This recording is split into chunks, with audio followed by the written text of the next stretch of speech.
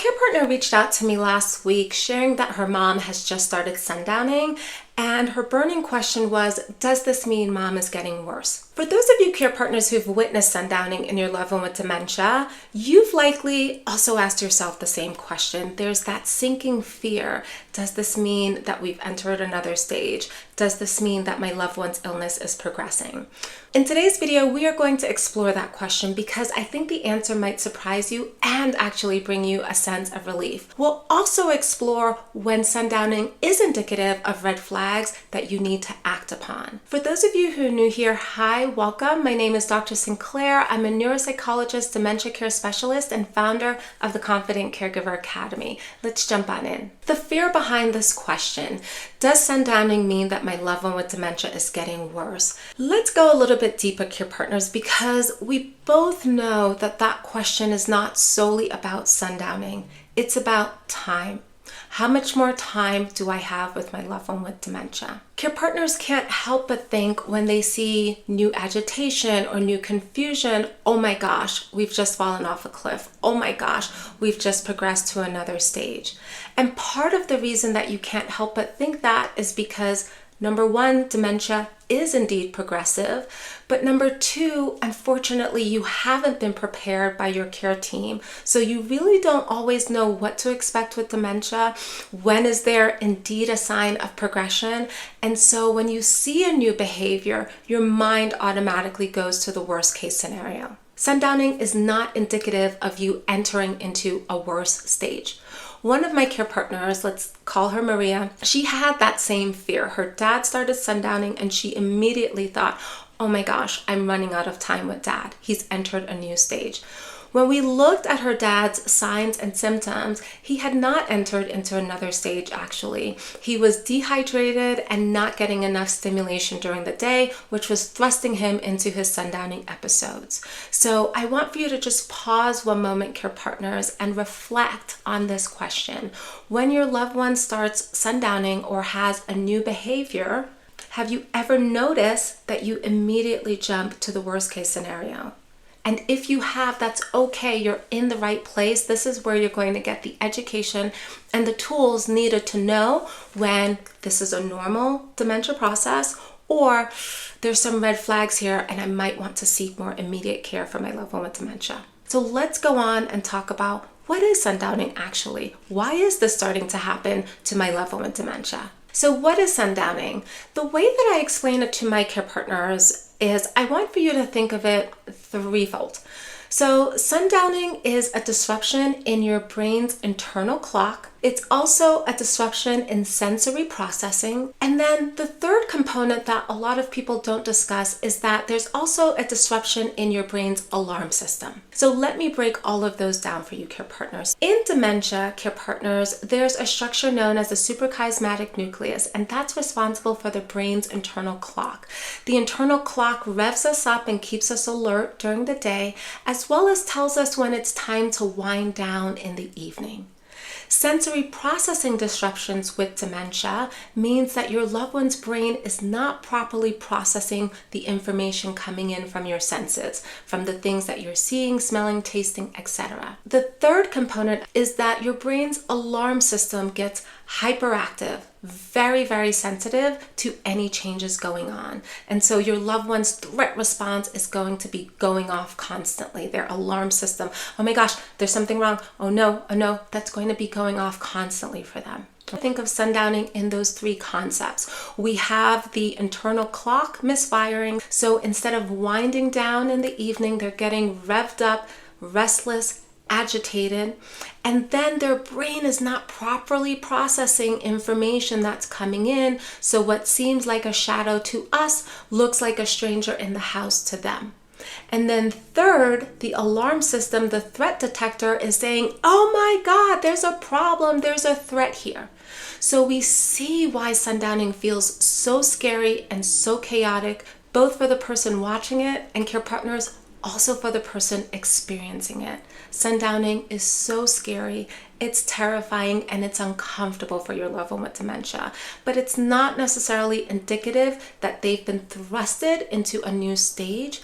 It is, though, indicative that there is brain damage and brain changes because of dementia. So think of it, care partners, like the brain's GPS system, its navigation system, is losing signal every night around the same time. It's not that the disease suddenly jumped forward. It's that their internal map got scrambled and is getting scrambled every evening as the sun is going down. It's important to note, care partners, I've worked with clients who've been in the milder stages of dementia. One client's wife in particular is coming to me and she's in the mild stage and she suns down aggressively. However, I've also worked with clients who have loved ones in the more advanced stages and their loved ones hardly sundown at all. So I don't want for you to think of sundowning as a marker of your loved one progressing into another stage. It absolutely is not that. Instead, think of it more as a rhythm marker of what's happening internally for your loved one with dementia and how you can show up to help them. The 3 reasons sundowning gets worse. Care partners, I do want for you to know that sundowning intensity can shift and can change. It doesn't, however, mean that your loved one is now entering into another stage of dementia. There are typically a few culprits that account for the biggest shifts and changes that we're seeing in a sundowning experience. The first is environmental changes.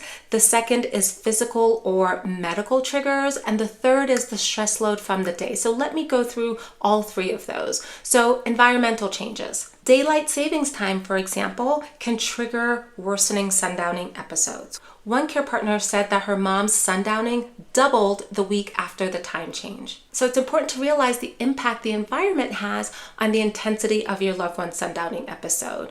As well, an overstimulated environment. What I mean by that is a lot of clutter in the home or a lot of noise going on in the home during those evening hours, that can also increase the intensity of your loved one's sundowning episode. So pay close attention to what's going on in the environment for your loved one with dementia. That can absolutely increase the intensity. The second trigger that I often see increase the intensity of sundowning episodes is, as I mentioned, physical or medical triggers. UTIs, illness, infection, high blood pressure, arthritis pain. So those can all intensify your loved one's sundowning experience as well. Another example here, a care partner thought sundowning meant decline, but her dad had a UTI. After antibiotics, the sundowning eased. So always check physical health before assuming that your loved one has necessarily been thrusted into another stage of their illness. Third, the stress load from the day. So the more demanding a day that your loved one had, you can see a more intense sundowning episode later. If they had 3 doctor's appointments back to back, and then the grandkids came and visited at 2 p.m., 3 p.m., you can see your loved one's sundowning episodes intensify. It's just been too much stimulation for the brain. Remember the factors involved in sundowning, care partners. The brain is already struggling to wind down. And so when you couple it with grandkiddos coming over at 3 p.m., while it's a lovely visit and your loved one may appear fine in the moment, later on they could have a more intense sundowning episode because the brain was not able to wind down. It was too much stimulation for the brain. Okay, so just keep in mind that the stress load from the day is also a factor. An example here, Lisa tried to take her mom shopping, plus a doctor's appointment, plus a MRI, all in one day. Sundowning hit at 3:30 p.m. instead of 5:30, and it was definitely more intense than it usually is. If this is helpful to you, care partners, if you are learning about sundowning for the first time and it's clicking, or if this is not your first time learning about sundowning, but you're learning even more than you have before, then please go ahead and like and subscribe and share this video with other care partners who could use the education and training around sundowning. Let's move on now to when sundowning is indicative of red flags that you want to go ahead and pay closer attention to. First and foremost, if there is a sudden extreme change, so for example, agitation that appears out of nowhere or worse than usual, that is a red flag. Second, if you've noticed that these changes are also accompanied by other symptoms, so fever, a different kind of confusion for your loved one, refusal to eat, drink, or sudden wandering, that means that they're trying to get out of the house, then that's also a red flag. Third, care partners, if you're noticing that your loved one's patterns are shifting dramatically, so if sundowning moves from mild restlessness to now violent aggression in a short period of time, then that's also a red flag.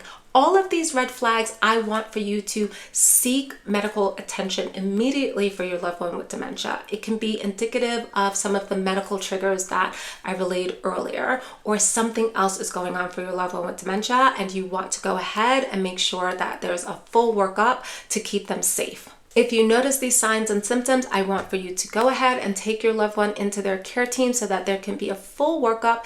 It can be indicative of something more serious going on, an illness, an infection brewing, etc. So when you notice any of those red flags, then please go ahead and bring your loved one in so that they can be evaluated and that you can nip anything early that's going on for them. And for non-emergent sundowning episodes, care partners, I want for you to start keeping a log. So specifically, keep a simple sundowning log that tracks the time, that tracks triggers, that tracks what worked and what didn't work for your loved one with dementia in calming them down.